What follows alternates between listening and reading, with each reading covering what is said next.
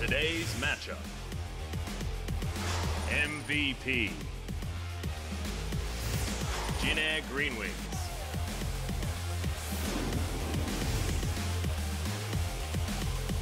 AT Rolster. KSV. Beginning of the end. 2018 League of Legends Champions Korea Spring Split.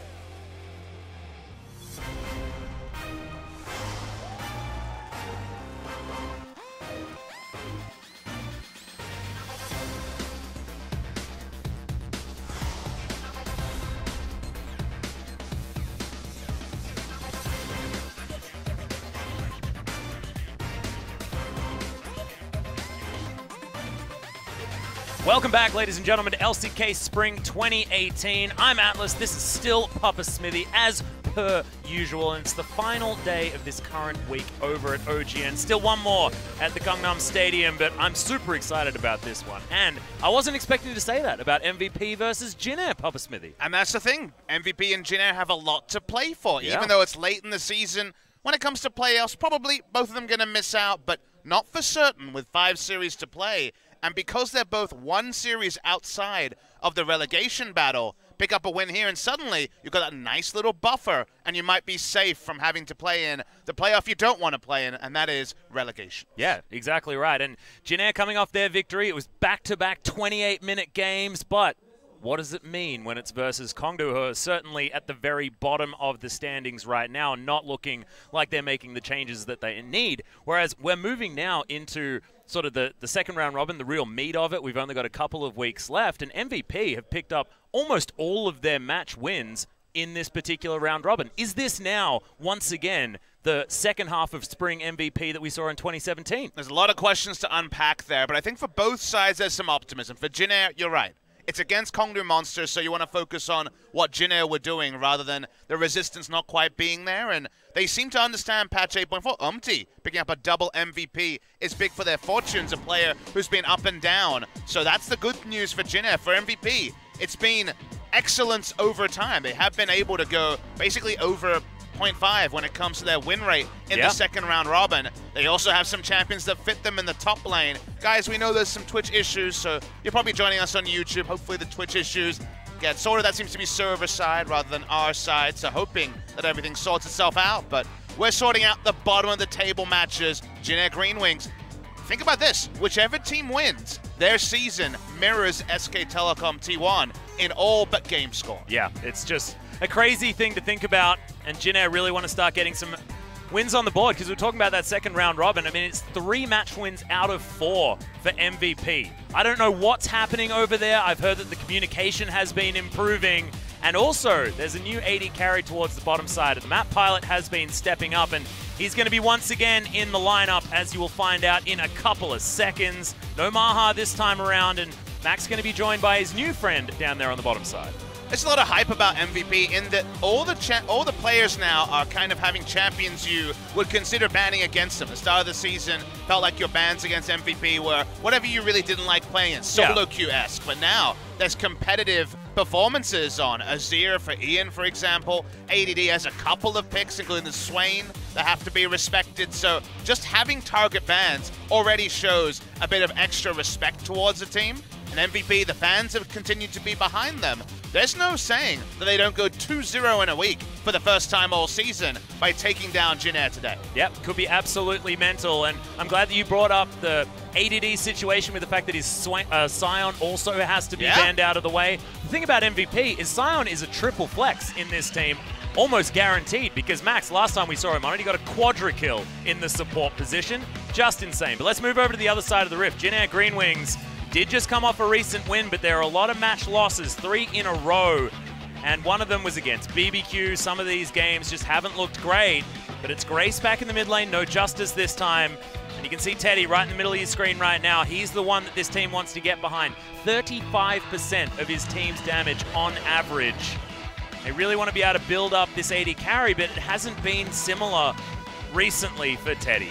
And this lineup is the one that really was able to smash Kongdu Monster. A lot of good news from the jungle. I want to see Umti back up his double MVP performance with a similar level today. Looks very serious, considering his options basically. Maybe he's praying and thinking, please leave open the Olaf, as Olaf is a new champion that really fits his playstyle. The Kha'Zix is one we already know he enjoys. So on in the top lane, he just locks in Ornn every time he can. But so does ADD, and that may actually end up contested if we see the top lane pull pincered a little bit. Yeah, and if ADD doesn't get looked at as far as these bans, it could actually become a little bit scary given the recent nerfs to Ornn as well, favoring the Sion side of the matchup. But this is the sad story of these two teams. For MVP, it gets happier towards the end, but there are some standouts here for Jin Air, including the BBQ loss twice, actually, on this one. But the Kongdu win does mean that we're feeling a little bit better, despite everything else. I mean, at the end of the day, if you want to base this on form, you have to give it to MVP. Yeah. Compared to Jin Air, who have had some good moments and some bad moments recently. Pilot, closing in on 18 games, the same as a regular season over in the NALCS. So finally a representative sample for him. He has been, a breath of fresh air in the second round robin when he had his second stint on the team. Maha preferred for a lot of the first round robin. There's a lot to talk about for multiple players. Beyond and Umti are both hitting their stride recently. True. I feel like Umti probably standing out just a little bit more than Beyond at the moment. That could be a matchup that we should follow throughout this series to see whether Umti can really have that carry performance that we know he's capable of. And MVP wanted to go back to what it's always been. The standard between MVP and Jin Air GreenWings has been the sad plane. It's been MVP picking up the victory in every single series until they finally lost to them in the first round robin. They were smashed by Teddy on the day. Double MVP performance for Teddy in the first round robin. So we'll see how they go here, because the bot lane has certainly been reinforced since the first round robin when it was very shaky. Yeah, and it's another one of those situations like MVP versus BBQ, where BBQ unable to beat MVP. Thankfully for Jin Air, they've figured it out and turned it around in the first round robin of this particular split. But can they do it again is the question given current form. And this man on your screen right now is a reason why MVP have been looking a little bit better. I mean, he's been winning series. If you look at it here, he is actually now 5 series undefeated when it comes to actually playing an entire best of 3. And that is very impressive for Pilot. Maha has only got a single look in recently. Since then, so far so good, you have to say, for Pilot, who started looking very rough at the start of the season, has leveled up.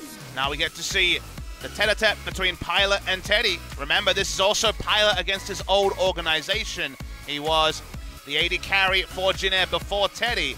Teddy came in, Pilot went overseas. The rest is history. But Pilot's back, and clearly some happy times between the two. A lot of stats for Teddy. He finally falls below 12 CS per minute. He still is a god of CS. We do see him ahead of the clock basically every game, but not quite 12.0. It rounds up, but not for Teddy. Yeah, this is going to be the story for Teddy throughout the rest of the season. That 94-minute game did certainly boost those CS statistics, but still able to get the highest kills per game as well. And kill contribution also way up there. They get behind Teddy still. And they're both pentakillers, which is a fun thing to see. Cool. The Caitlyn and the Kalista, respectively. Less chance of a Kalista today. Just the priority a little bit down. Let's see what the fans think. This should be a close one. And it actually is. 41% in favor of MVP, and you have to admit that they do have a big fan base, but not quite getting the votes in, as Jin Air GreenWings close to about 60%. Looking like the fans are getting behind the Glad plane for this one. And the fans are also filtering into the stadium. Not full yet, game 2, and also just the fact that there are diehards for both teams who still have something to play for a couple of weeks before the end of the season. The Kongdu faithful, maybe they'll be shaky. Both Jin Air and MVP have an outside chance of playoffs. Who will go 6-8 and actually join SKT just a couple of series away from the playoff spots? Well, we'll find out right now as we hop into Champion Select, and I'm very intrigued as to what Jin Air are going to be banning away on the red side. You have a feeling that MVP first pick Sion feels like the absolute dream moving into this match, but Camille will leave Jin Air now to make their decision. Will it be the Swain? Will it be the Sion? What's going to go? And what about the meta bans? Because I was mentioning that Beyond had been stepping up as the Flex Sion is banned away. Beyond's champion pool and Umti's when it comes to effective picks are actually very polar opposite. Beyond is 5-1 on Sejuani, and Umti is 1-7. Feels like they will take the Sejuani as a denial pick, but it hasn't really been panning out for Jin Air when they actually select it. You will see the Olaf ban targeted at Umti to allow something like a Sejuani a bit more flexibility. And I had a feeling the jungle bans would come in, and there's at least 3 here already, as the jungle Camille a favorite of Umti's as well. Yeah, Umti is getting heavily pinched by MVP. Do they just ban Kha'Zix and first pick the Sejuani? A possibility, but they don't want to give away Xayah Rakan to as intimidating a bot lane. And guys, remember, they really were dominated in the 2v2 by Teddy and Wraith in the first round robin, so it makes sense to deny one of the power duos. Yep, you imagine that MVP probably trying to get Pilot on something like that. Caitlyn again, give him some lane control, get him down there happily, because Teddy is very intimidating, and they are going to take away the Varus. So Varus has almost seen permaban status here on 8.4 so far in the LCK. Got so many players that loved him anyway, but he has been really coveted. But that's going to be a first pick Gangplank, and ADD, one of these players that you don't necessarily feel is the Gangplank player, but has been silently achieving on the champion. And it was a pick that he played a lot of, but actually to some degree of success in their losses. You know, he is 3 and 4 on the champion, largely playing it when the team was in complete freefall. So it's been pretty effective for them. We've seen very little reaches on the Gangplank. He's kind of been a second round ban, sometimes a first round ban, but not selected a whole hell of a lot. I can only remember FLICKR in the mid lane when it comes to this week of play. So we will see likely a top lane Gangplank, but always the outside chance of a mid lane Gangplank coming through from MVP. So far, no big grasp onto the Tristana or the Caitlyn, which to me are the 2 big AD carries here. And the Sejuani, we mentioned it, feels like more of a takeaway pick, but the last premier big ticket Cinderhawk jungler available seems like it'll be selected away by Umti. Yeah, the Sejuani, pretty understandable pickup here, but you mentioned his stats on the champion. He really wants to try and get back in there. As Beyond, he's going to be able to pick up the Zac this time around. This is kind of the concern I have for Jin Air, is that when it comes to tank junglers especially, it feels like every time they're forced into Sejuani, they lost rock, paper, scissors. That's kind of how it goes, because the Zac is something that Umti's played no games of in the spring season. I believe maybe even no career games, and is a fine tank matchup into the Sejuani. They give over the Sejuani, and they feel super pressured to go Kha'Zix, and sometimes that won't work. So they do lose the rock, paper, scissors in these scenarios where the likes of Camille, Skarner, and Olaf are off the table. So it feels like already a little bit pinched. We mentioned AD carries. Tristana into the Ezreal is very standard, and no Caitlyn in this game, it seems. Yeah, it's a little bit sad, though, because MVP, you look at Pilot and his statistics, 2-0 currently on the Tristana, sitting at a 20.0 KDA. The guy has certainly been going well, but Teddy's exactly the same. Teddy is, like, hard carrying on the Trist. I would have thought that it might be given a little bit more priority, but double kleptomancy over on MVP's side. They just want to get themselves into a pretty easy gold lead to start this game off.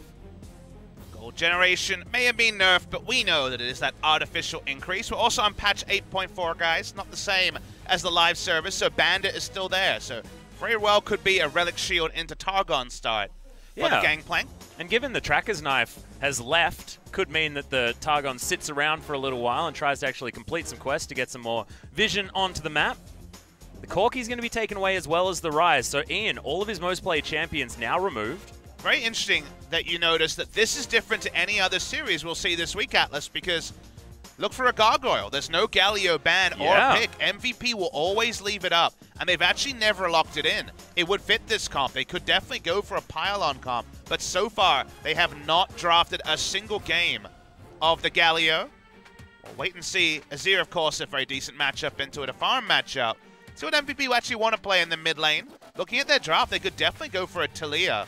If they want to, Ziggs, Insta-lock Ziggs. All okay, right. No worries. Unless that's a mid lane Tahm Kench and we got Ziggs support from Max. You never really know. But I mean, let's just be excited. Ziggs in the mid lane is a fun one to see. Similar to Talia in terms of wave control, but of course not the same global roaming ability. Think about the big global circles they're going to have to worry about with the cannon barrage on top of the Mega Inferno bomb. You could just get bombarded from almost anywhere. Now, awkwardly, Jin Air does have a pretty mobile comp, no Varus, to just kind of be sad if his flash is down. So yeah, true. A lot of ability to elude the circles, but MVP do it the MVP way. They do not play Galio. It's left open and falls through the draft for maybe the second or third time in 2018 in Korea. Looking at the two teams, the team fight God comp coming through from Jin Air, but also some very good lanes in bot and top lane and mid lane The Ziggs comes back for the first time in a while. I imagine he'll have some degree of pushing power against the Azir, but even that, one item in, may start to be arrested by the natural power of Azir in lane. And the lane control that you're going to get on a global scale here from MVP is actually insane. Being able to Mega Inferno Bomb side lanes, make sure that you can get your waves in exactly the right places. And yeah, of course, because Gangplank's in the game, we need to have that Save Private Ryan episode. So what you're saying is everyone piles in bot lane, Ziggs ults mid lane, Gangplank ults top, yeah. boom! You can do whatever you want, just stay there 5-man. The whole time. Who needs a macro? You don't need a macro. This is like basically ARAM. Kongru Monster have found their new comp. Here we go. Oh, well. Beyond as well, I mean, we know that Umpty not necessarily finding a lot of success on the Sejuani, but also not going to be able to be his early game aggressive self. Going to have some opportunities to get around this map, but and it is Twitch largely TV scaling. Have found the way to get back in we've as well. done it. We've turned the lights back on. Just for the right time. Nocturne ult be damned. It was bugged for too long there. We're ready for some League of Legends. It's 8.4. It's for getting off relegations, and maybe even for a late surge to playoffs. Yeah, trying to tie with SKT as well will be huge for either of these teams. We'll see what happens as we get onto Summoner's Rift for game number 1 of the day.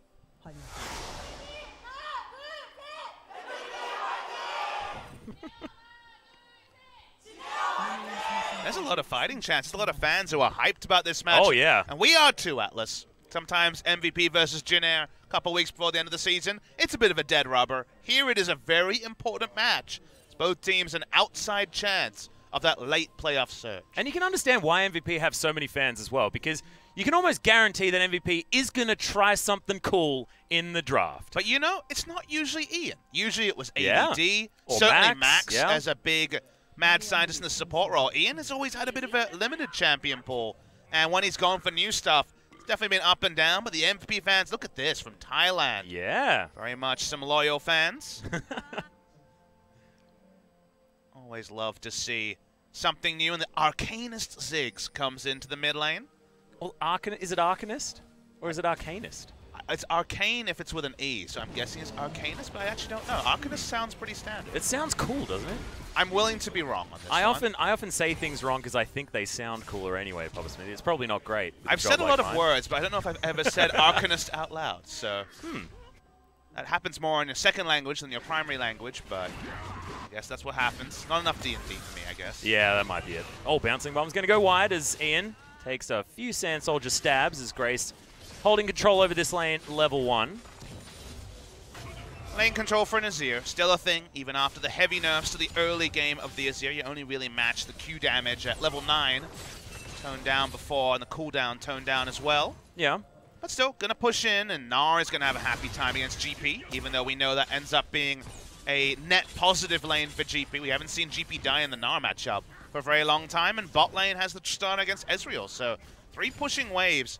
You'd be tempted to say Umpty is going to be the big benefactor, but he's on this kind of champion that he's struggled to find impact on. The Sejuani, he's had aggressive performances on, but actually turn that into match victories has been a struggle for Jin Air. And it's been a struggle for a lot of teams actually recently. It feels like Sejuani has been coveted, but not necessarily finding a lot of success as the season moves forward. As in goes Grace, actually getting incredibly aggressive onto Ian. Wants to get a summoner, doesn't get one, but does get the chunk out onto Ian. Notice that Ian went unsealed spellbook, so can teleport back to lane. I imagine Archangel is going to be the pick for the Ziggs, one of the reasons that he might be in the meta. Definitely an argument for Ludens and for Yeah, I was thinking Archangels Ludens as well, just adding to massive amounts of wave clear. It does allow him to one-shot the backline basically every time and earlier than you would expect. He's already back into mid, but no big purchase. It's going to be the Dark Seal, so we'll hold our judgment. And also, Umpty's going to turn up, and you can see no potions available for Ian as well, as another Bouncing Bob is going to go wide. In goes Beyond, but he actually might be in trouble. Permafrost is going to stun him up, but he does get a really nice stretchy arms. And Umpty, he's in trouble. Going to have to flash out of the way. Wraith's here as well. Yeah, not a lot of damage onto these orbs as Wraith's going to turn up. Oh, last second teleport. Not going to be enough. And that's going to be first blood to Jin Air at 3.5 minutes into the game. a sleepy start there. I think Beyond was too optimistic of his own tankiness, and the Zig's damage in the early game is not fantastic either. So they end up giving up a kill. Was very avoidable. Ian hadn't come in with a power spike. If he comes back with a real item, maybe you can take the 2v2, but out-skirmished, even though there was a level lead for Beyond from the jungle. Yeah, and Teddy more than happy to play well far up in this lane, even though Wraith had left. Means that things are going exactly how you say on the bottom side. Pushing lanes, something we talk about all the time, became even more important as we moved into a faster meta. I feel like we've said that many, many times through many metas, is pushing lanes has always been something coveted, but it feels like right now we're serious. It feels like right now, desperately, you want the pushing waves because the early control on objectives and just the Baron threat around 20 minutes into the Banner of Command, 8.4 is so slanted towards pushing lanes and early to mid game that we've seen teams go so far to make that happen and then just not be able to execute. Rock's Tigers I'm thinking of. Jin Air have a lot of options here as the mid game does crest. He walks up, but ADD, he'll be safe for now. Yeah, he'll be setting up the barrels. If you remember, a few nerfs onto the gangplank this patch as well. Only 25 seconds on those barrels. Doesn't feel super great. And a few mana nerfs on the queue at the same time. So Weaker pre-9 is the big takeaway because you cannot go for as much non-committal poke. Yeah.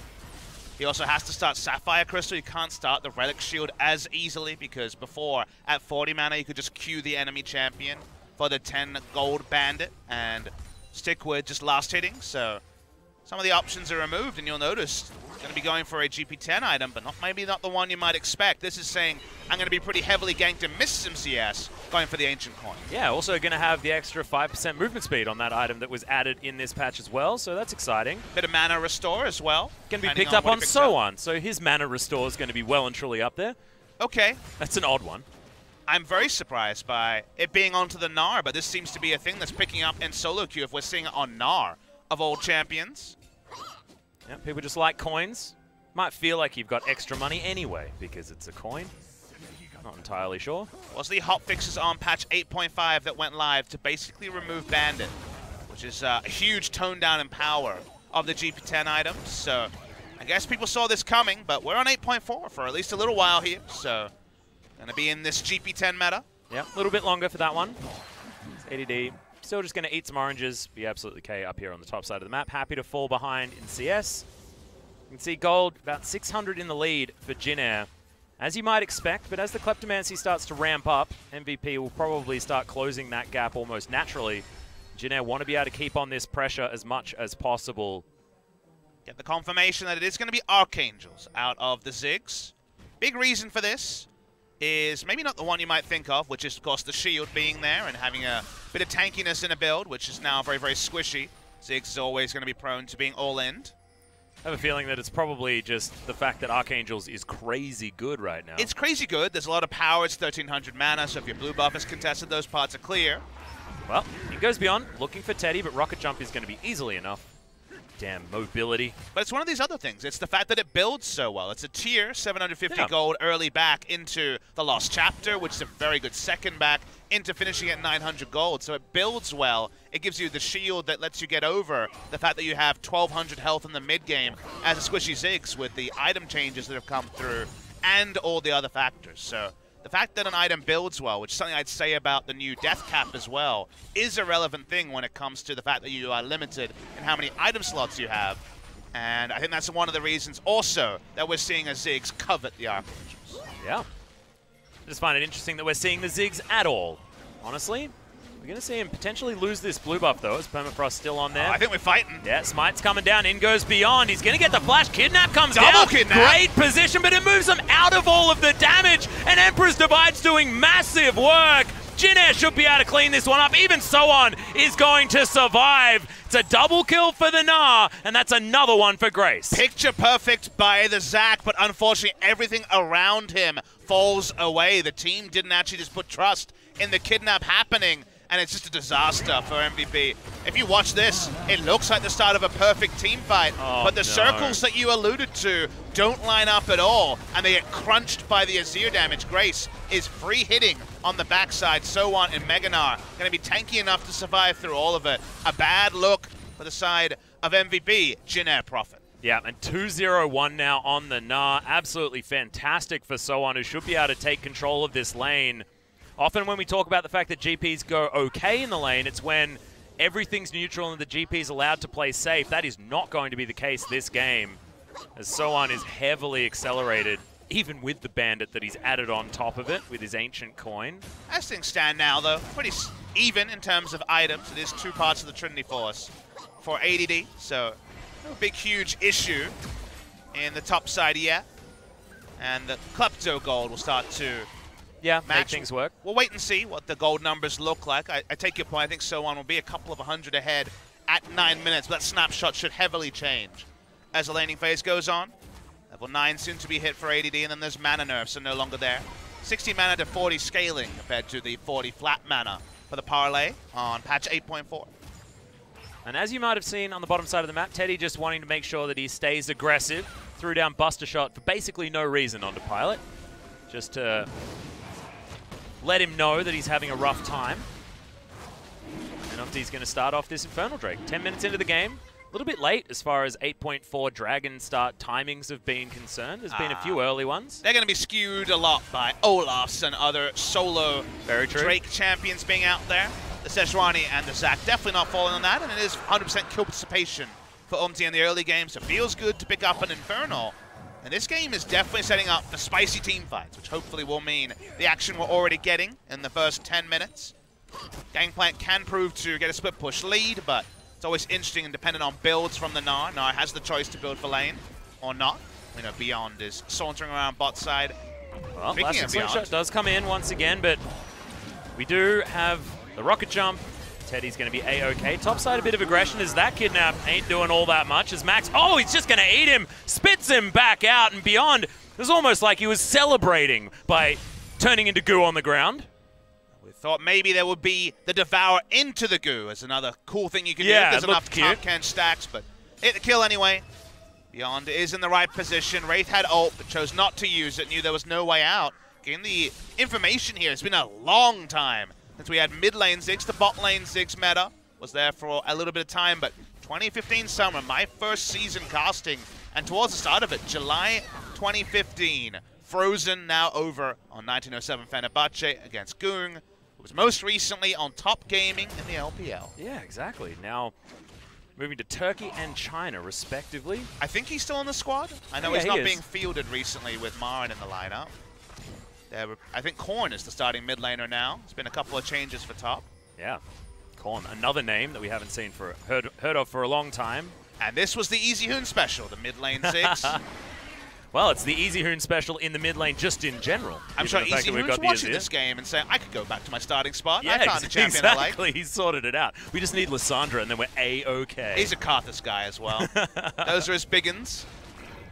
It's almost like he likes wave clear and sitting there farming forever. He was very much into the wave clear. He was an agriculturalist mid laner. Liked the farming stage. But 1-0-3 farming certainly has been a thing that Jin Air have been able to do from the mid lane, as Grace has been farming champions as well as creeps. Highest CS in the game at the moment. Well, his comp stiffer, I think, is in the identity mid game. Could just turn into team fights. Again, that's a possibility. But Gnar having lane pressure on a Gangplank and grouping with the Tristana at 1.5 to 2 items is something that Jin Air will desperately do. At least on the bottom side of the map, MVP make up for that, given the 2-item spike coming in from the Ezreal, who already has the Iceborne Gauntlet. ADD, though, getting shoved out this top lane outer turret. You can hear the cannon barrage, PTSD, but it is going to still be the turret falling down. And first turret blood going over to Jin Air means that they have continued to extend this lead. Now, 2,000 gold, not exactly a massive amount, but any added advantage that you can get in map pressure means so much more given the darkness that's been on Summoner's Rift since the removal of trackers. And do note that this was at the same time with Rift Herald in hand for Umti. They didn't need to use it to get the first turret of the game. Beyond is playing bot side, but that should be expected for Teddy and Wraith in the bot lane, and the turret is high enough health that a pure turret dive is looking unlikely from Beyond. We saw KSV try to match these sort of plays a couple of series ago, try and play bot side against a Taric, and it's so difficult when ultimate is up. May have a flash down on Wraith, but a pure turret dive won't happen, so it just ends up being a free advantage to the side of Jin Air. Unfortunately, not for the Tristana, who really wants to get out of lane and start to train down turrets with the satchel charge. Tristana's farming. Everything's going fine for Jin Air. They picked the draft with the pushing lanes and got the first turret. So far, so good for Jin Air GreenWings. Yeah, understandable situation here for them. But if we're looking at these compositions, I'm looking at both sides and saying, oh, well, I guess the scaling's certainly there. You look at Tristana and Azir, things feel great. You look at Zac and Gangplank. Even Ezreal, to a certain extent, can do a lot of late-game damage and has a lot of poke that he can throw down. And Ziggs, in the same way, offers late-game power in the form of controlling the map with your Mega Inferno Bomb. It's one of those weird things where if you look at the scaling, I want to say where the slight leads are, because I take your point. I don't really know where it goes. The kind of unknown factors are Ziggs and Gnar, because Gnar is unreliable in terms of teamfight impact. If you get a vision lead and you can teleport behind with Mega Gnar, absolutely can win a fight, but there's also been plenty of Gnar games where things don't come together. And Ziggs is very good if he can keep enemies at a bouncing bomb's range away. But of course, if he's gap closed on, can die and pop instantly. So those are the more unreliable teamfight elements. I give a slight lead to Jin Air just because I feel like Gnar is more reliable than Ziggs, but you pick the wrong fight against either a Ziggs or a Azir, you know what happens. Well, Beyond is looking for this Birdman in the mid lane, does get the kidnap off, jumps him over his wall, gets the flash, which is exactly what they needed, and the heal, but ADD, he's getting soloed on top side. Orange is coming at the right time, good flash, as someone's chasing after him. Is it going to be enough? Mega Inferno Bomb, no, he's too quick. Thanks to the extra 5% move speed on the Ancient Coin. Doesn't really have an escape route, and he's dead. Dunked by Ian over the wall, so they still pick up the kill. They trade Summoners, which is probably decent. Back onto Grace. Yeah, Beyond's back in there. He's going to get his arm range broken, so Grace gets out of there with the shifting sands. But this is once again Umti trading up in terms of what junglers are doing in the middle of the pandemonium. He comes bot lane. Beyond, all he can do is interrupt Grace. He doesn't have the damage to kill him, and the Rift Scuttle control will get him out. So Jin Air, once again, in the general disarray of top, pick up the small and slight lead. Yeah, no turrets yet for MVP, and they're looking at this mid lane. Remember, Ziggs, pretty good pushing power with that satchel charge that he actually just threw out, unfortunately. Now, Umti's going to come, try and defend this turret. So not really going to be a thing. Minefield not going to deter him from clearing out the minions. So MVP get half health on the turret in the mid lane for losing a whole lot bottom side. And I do love the fact that you bring up the satchel charge detonation damage, because last time we had Ziggs in the meta, it was bot lane, it was all about teleporting bot with a tank, and just taking that first turret comically early because of the satchel charge being able to just explode a turret below 30% or whatever the level 1 threshold is. That's not possible when you have largely losing lanes. The Ziggs can't just roam bot, come behind the turret, throw a satchel in, and take the turret when you have Gangplank and also Ezreal into Tristana. It does mean that if there's a way to get a Baron, they are going to have so much standing gold claimed so quickly with the satchel charge. There's a huge Baron buff power play available for MVP. Is looking for this Drake. Yep, not going to be able to steal it away, and Beyond is not going to jump in and try and steal it. Bouncing Bomb was optimistic by Ian, but thankfully, there was a smite on Umti. They'll be able to grab their second. The Ziggs is being very well curtailed, but could snowball the game really far ahead or be a burden on his team, depending on Baron. So I think MVP making a smart Baron play is their best way to actually get a foothold in the game. Did you just mention MVP and Baron in the same sentence? They were way better last time out. Exactly. I'm not saying it like it's a bad thing. I'm saying it like it's a newly formed great thing for MVP. I was sitting there hyped about MVP's Barons against Rocks, where they were turning off it with the Realm Warp. Just in general, I've had 2 good series around Baron. So the VOD review was about 2 years too late for me, but they seem to have made the adjustments around the Baron. I guess they were finally told, hey, you lose the Baron, you kind of lose the game with this Banner of Command minion coming into the fore, and now they're finally being respectful. Well, 8-8 was trying to steal away that Grump that was stolen by Soan. Soan relentlessly pushing on the top side of the map and still has that CS advantage, but Klepto is certainly keeping 8-8 in this one. I'd love to know how much gold the coin has generated on... Oh, we can see 250 gold or so generated for the Gnar. Yep. 8-8 also having a decent time.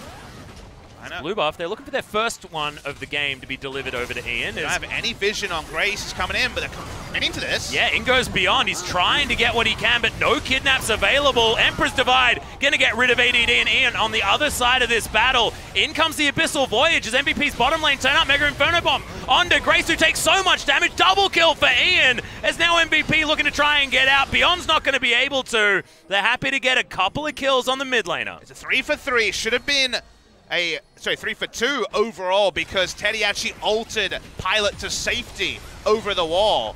Double scoop on that one was unfortunate for him, so he ends up going even, which is a decent trade for MVP with how far behind they are. Pilot escapes. The kills go onto the Ziggs, who is working towards the Leandris' second time. That's interesting. Watching the replay here, we saw what was happening on the top side. Notice what happens when the Tristana groups. I think Umti did pick up the blue there. It was hard to tell. The 1-for-1, though, meant that things started very, very even. Awkward part is Abyssal Voyage gets Pilot there. He's almost instantly burst out, but you notice he's actually ulted over the wall. The Satchel Charge doesn't kill him and ends up going 2 for 2 in the end. Yeah, absolutely fine for MVP, and they'll take that given the start of this game going so wrongly. Not finding the fights in these corridors is really unfortunate for MVP, because that's where this composition does shine. With so much AoE damage in certain areas means that you want to be able to corral your enemy with Cannon Barrage and Mega Inferno Bomb. Not a huge fan of the Haunting guys. Yeah, I think it's a bit after weird. The change. The old Leandri is obviously a fantastic item on Ziggs.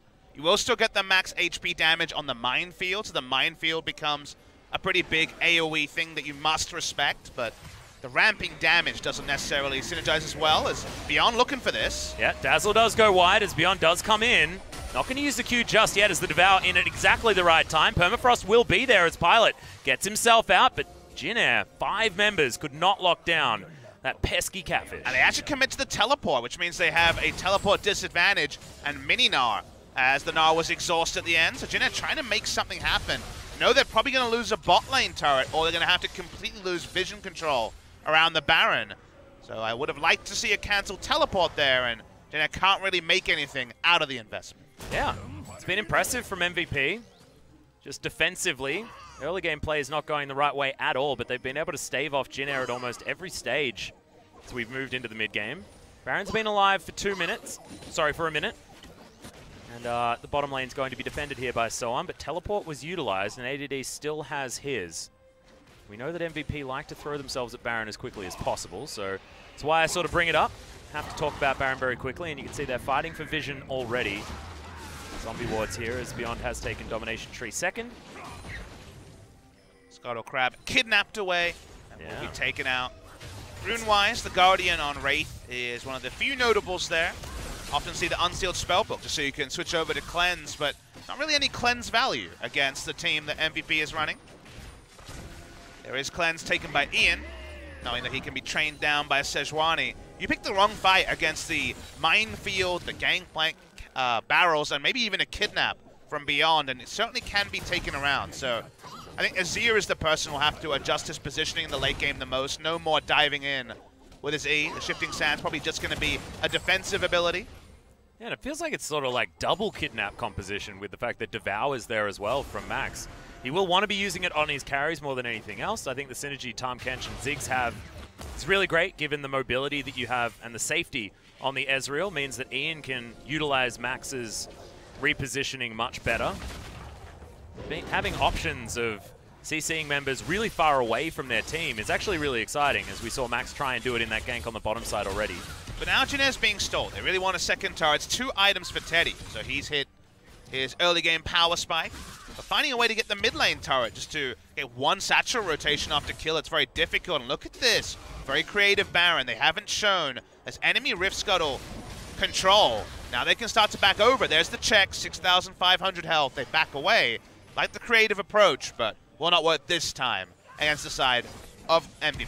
Yeah, MVP, of course, always aware of Baron at almost all stages of the game. So thankfully, True Shot Barrage was there to be able to not commit, but still check.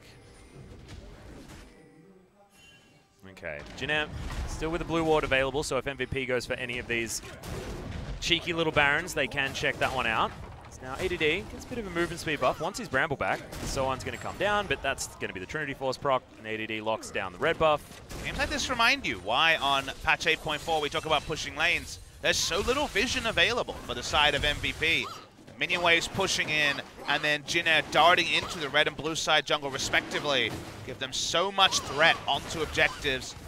have finally backed off the Baron. It's going to be a free Ocean, as that one's going to be picked up and added to Jin Air's lead. And another Infernal will be spawning. Going to get quite a few Drakes this game. Yep, Grace moving up towards topside to keep that one pushing in. You can see that outer turret at pretty much maximum health. Not one of these Gangplank games where he somehow manages to get turret damage, and so on, having a lot of kills early on. Feeling great about that one. The build actually altered by Ian. He goes for a very early Void Staff in this game. Already was Banshee Veil onto Grace, his immediate opponent, and knows that Umpty picking up MR and Wraith as well. Void Staff's in an interesting spot in this patch where Riot took 10 AP off it because when you saw the Liandry's change, it seemed very clear that people would go into a 20% CDR item and straight rush Void Staff. That will kind of become the meta. Yeah. But they shaved away 10 AP, which now means that the item, not including the magic penetrations, at 57% effectiveness. So you really have to be a bit more choosy about when you actually rush the item. So the immediate power level picking up early is questionable unless there's something like a Banshee Veil in the mid lane to tip it over the edge. Yeah, and right now there is, so you're right. I think it's a decent idea. Null Magic Mantle on top of the Merc Treads for Umpty as well, so to cut through that, need a little bit more help. I would have liked it third item. I think finishing something would have been good, but Liandry's doesn't feel great onto Ian. I would have thought that... I think you need the Liandry's because Haunting Guys feels even worse because you don't have the max health damage. Yeah. If it was an Oblivion Orb, then at least you'd be stacking Well, I mean, 10. I think that maybe he could have gone Oblivion Orb and maybe made a mistake. I don't know, but just feels like a really good option. Strange. Going to be coming in here. Also feel like Morellonomicon is just a great choice against this comp as well. Watching the push around mid lane. No control now for Jin Air Advance, but they are getting the push in bot lane. This is the part where Jin Air will start to worry. This Gangplank's getting free waves. They're not pushing their position on the map. And their gold lead is really only the standing gold. It's only the 2,000 gold from turrets. Yeah, it's straight up stagnated since about 10 minutes into the game. They tried an early attempt at Baron about 3 minutes ago. Didn't find anything. They need to find a way to invade with this Sejuani, put down at least a couple of control wards, and kill this turret. It's always frustrating to push in on a Ziggs. We're back in the 2014 meta in a lot of ways. Unless the Baron buff is there, it's very hard to move your position. And MVP have won the game by delay in the past 5 minutes or so. Yeah, and it's not what we're expecting out of 8.4 as well. We're expecting these faster compositions, but when it's against Jin Air, who's happy to go scaling versus scaling, it's an opportunity for MVP to get themselves there. But remember, Teddy is all the while scaling and scaling and scaling. Pilot sitting on 3 items now, but it's the 2-item spike that you want to take advantage of oftentimes on the Ezreal. He'll still get stronger, but I feel like Teddy's going to eclipse that as the game moves on. They have very low backline threat outside of, say, the Ziggs ultimate when it comes to actually getting getting damage onto Teddy. So while Pilot has a self-peel Iceborne Gauntlet build, this is the sort of game where if the fight starts away from Teddy, he can clean up aplenty with his early core. Who's actually around the corner considering a very aggressive rocket jump in to try to kill the Ziggs. Game continues to delay, but when will the first face check happen here is what we're wondering. Umpty hanging around the Baron. They can see that there is a control ward sitting there. MVP, yeah, it's just a lot of darkness on this map. Beyond moving back, wants to check whether the purple worm is being taken. A different approach with the GP10 items. The Nomad's Medallion for the Sightstone effect and a sweeper is picked up for Gangplank. I expected a lot of people to go into, not necessarily the Nomad's Medallion, but definitely into the Eye of the Watchers line on AP tops to get extra vision, because for once you actually have a question. Before it was, let's have as many sweepers as possible, and then the warding will sort itself out. Now, there's so little wards available with no Tracker's Knife that being able to have a Sightstone effect and a sweeper is a big win in the vision control battle that wasn't relevant when junglers could do both. So at least now GP can both help deny and put down vision, and for so on, it means they have one sweeper less on the side of Jin Air GreenWings, so they can't clear out the vision. Yeah. Feels like taking away Tracker's Knife was actually not going to be less wards, it was going to be less vision denial. So theoretically, it's almost more wards. But Baron's been started once again. And Teddy fast. Over the side. He drew a bead and he smacked down the purple worm. Wraith now in trouble. Hasn't used the ultimate just yet. Is he going to be able to get the connection? No! He gets stunned out of it. The passive is still going to be there, but Max, he's in trouble in the front line. Flashes away. That's a very last-minute cannon barrage and doesn't actually achieve anything. Good Baron from Jin Air. And now at 28 minutes, can they get some decent work done? Looks like this outer turret in the mid lane will go down, but what more can they get? A really lethargic contest came through from MVP. They already saw the threat 5 minutes ago, but didn't use the preview. They couldn't have vision around the pit, and well taken. Teddy walked up to complete it. Now the Ziggs wave clear is less relevant against the Baron buff minions, so big pickup, and the Banner of Command is now done. So the first Banon that want to break the base. Yep, almost double Banner of Command as well. As you can see, Umpty, he's building towards it, almost has that item. They need ADD in the lane with the Banon minion, otherwise they have very little ways to clear it. Well, True Shot Barrage is going to fly through, but Pilot has to be very careful. That's a 3-item Grace who just finished Leandri's. Going to be able to clear out all of the creeps and take down the inner turret on top side as Wraith wave clear Taric looking to try and get things started in the mid lane. He hasn't actually committed to using it yet because he was unsure where the enemy team was going to pile up. A lot of people will just use it off cooldown, so they'll have the ability to use it again in about 60 seconds time, but very much wants to shop. So that was the call. Jin Air says, we're going to shop, we're going to go back, buy our items. They now have double Banner of Command. Could play 2 lanes or 1. My instinct is to play 1 lane, because I think they can bulldoze through, and the only option MVP will have is to launch beyond and hope when it comes to actually forcing a fight. Yeah, and I wonder whether Jin Air are going to go for some sort of like Bert and Ernie play where they put both of them in the 1 lane. Could be interesting. Infernal Drake going to be the priority now to make it 4 dragons in this game. It also makes Teddy a complete guard. He's going Bloodthirst, which is a high AD build as well. Yeah, just ridiculous. They are going to be able to take it. All too easy for Jin Air. Now it feels like the game is slipping out of the hands of MVP. From mid to the early late game, MVP were looking like they were getting things done, but this time around not happening as Wraith. Okay, Bert and Ernie are going to be separated now. It's a little bit depressing. The mid lane and bottom lane. Tom Kench. Yeah, thankfully Max is going to be able to eat it, bring it into turret range. Distraction confuses the minion. Damn, Ernie lasted a long time. Bert in this bot lane is ready yeah. to start putting into this ban, and is certainly going to take at least 1 turret, you'd think. Please do a better job for me, Bert. Then goes Beyond. He's going to try and stop him, but that's a lot of magic damage Beyond has, and it's not going to do a whole lot. Yep. Yeah. Oh, the turret got distracted, but mid lane, it's going to go down. MVP needed to commit to a fight. You cannot play 3 lanes against double Banner of Command on patch 8.4. Yeah, this 1-3-1 is just so terrifying. Have to invest the ultimate just to save this out, this inhibitor turret, but Grace, he's still pushing. In fact, Bert's going to be more than happy on the bottom side because he's not even going to be in range of the turret despite his low health. Jin Air still not done. MVP are being drawn across the map than they wanted least. So once built for lane, he's going to play the Ruin King. As next time already has a Phantom Dancer, but he's going to be pinched. Yeah, he is. It's going to be Pilot delivered into this one. Flash comes in, but that was a little bit of an optimistic move. The Nar's going to go down. They do manage to take the turret, though, and MVP unable to defend on all of these fronts. They needed to try and punish somewhere, but I don't know whether the Nar was the right choice given the fact that the base is now broken. 8.4, these are the things you have to be able to be ready to play against. An MVP slow on the Baron contest and then pulled across the map with double Banner of Command coming at the most fortuitous time possible. No good decisions for MVP. They may have a free farmed Gangplank who, as we know, is going to be at least competitive, but maybe even ahead in CS. But they have no standing gold, and I think they may not even pick up a single turret this game unless Gangplank gets one right now. Yeah, thankfully they got 6 kills, so it's not going to be the perfect game from Jin Air, but this turret will go down. Thankfully, 8. Oh, actually, no, it won't. And God, Teddy does some damage. See you later, Pirate Man. He's not exactly the most intimidating of the pirates. Just gets jumped on and destroyed. That pirate was caught, gone to jail. Oh, sorry. Yeah. No, piracies are illegal, kids. Don't do it. As Teddy was the law in this case, massively strong. He's going for his last item.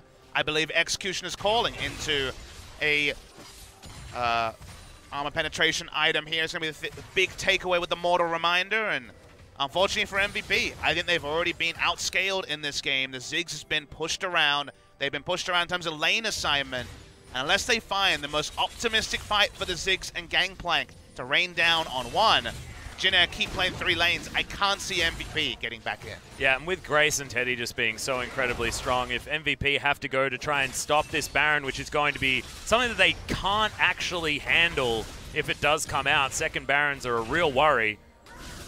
MVP MVP aren't going to have too many options, because you move into choosing a fight against Teddy and Grace, you're just going to die straight up. There is so much damage. You try to defend his 4, and Gnar has built for the split push, which I think was a really smart choice by So-On. He's trying to kill a Gangplank rather than build for a team fight, because very early they went into 3 lanes and said, how are you going to deal with this? And the answer emphatically has been that MVP aren't able to. The Tristana has been a bit of a query for us. We thought we would see something with more wave clear, but in this particular game, they went Ezreal. Didn't really have a way to use it against the Tristana.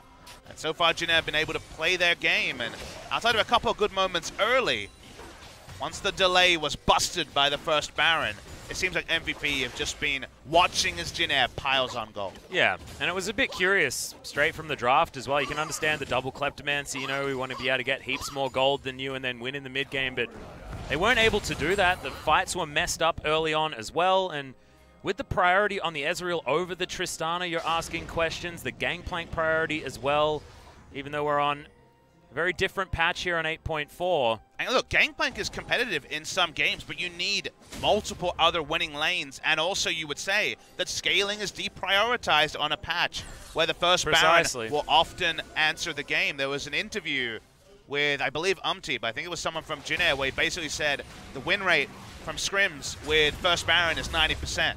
And that just shows you how strong Baron sieges are.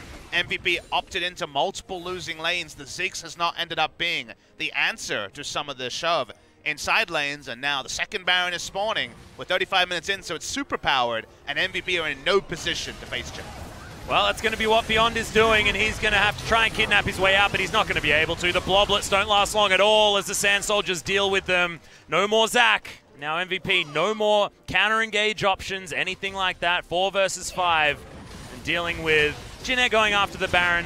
No chance for a steal here at all, and it just evaporates. Fortunately for the side of MVP, they put their faith in the wrong champions. The Gangplank, to me, got them no lead in the early game, not taking Caitlyn when it was available.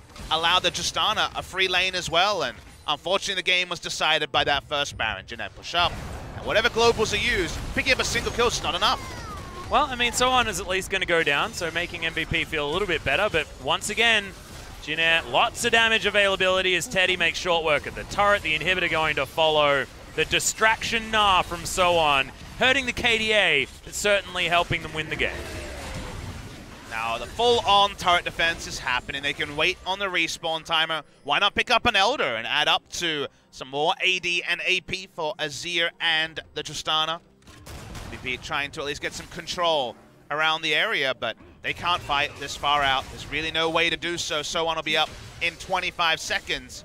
Seems like MVP might try to make an emergency play. Jin Air will just wait it out, have Gnar group with them, and then be happy to go for the team fight.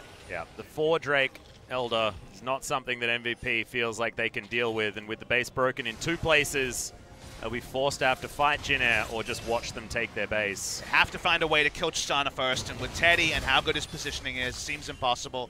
He's at 6 items, not quite at 28 minutes like when he played Ezreal against MVP in the first round robin, but he is ultra fed and farmed on this Tristana. Will just win a fight ruler style if he's able to.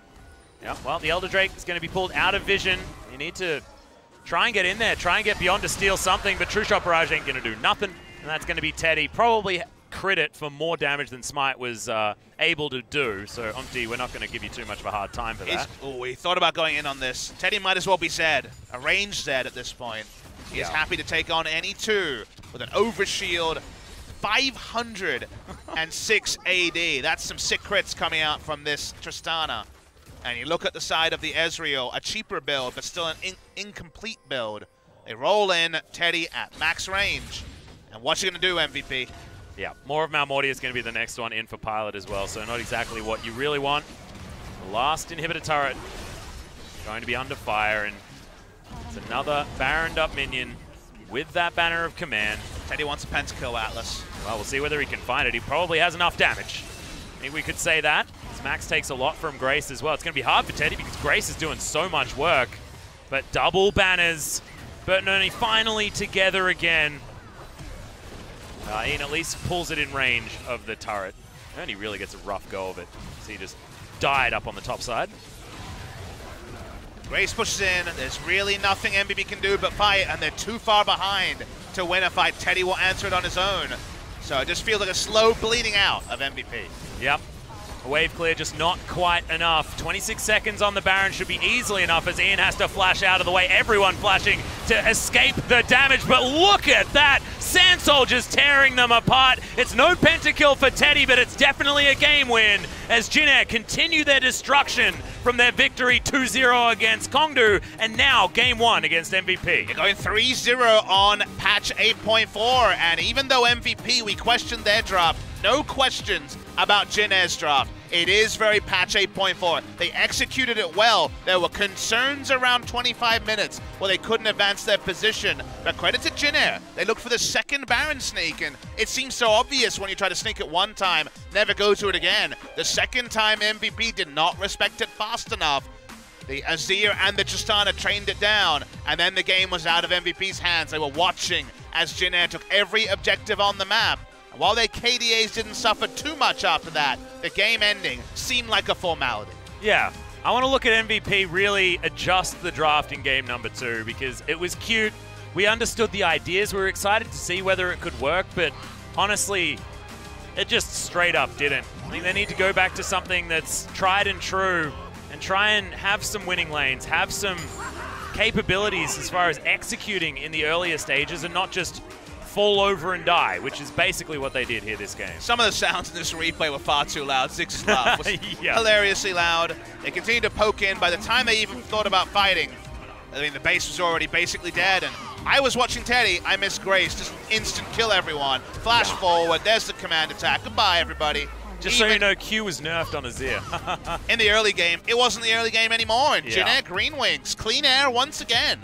Clean Air reigns supreme in week 7. They're making that late advance for the playoffs. Yeah, you can see the look on Jin Air's faces. These players are ready to get into game number 2. This was just another day in the office. They're focusing ever forward because their road through the LCK second round robin here in spring does not get any easier. They have to pick up this next victory, make it a 4-0, and get Jin Air GreenWings on the right track, moving throughout the rest of it, and getting them equal with SKT feels brilliant, giving their 1-1 in the head-to-head. But guys, short break, then game 2.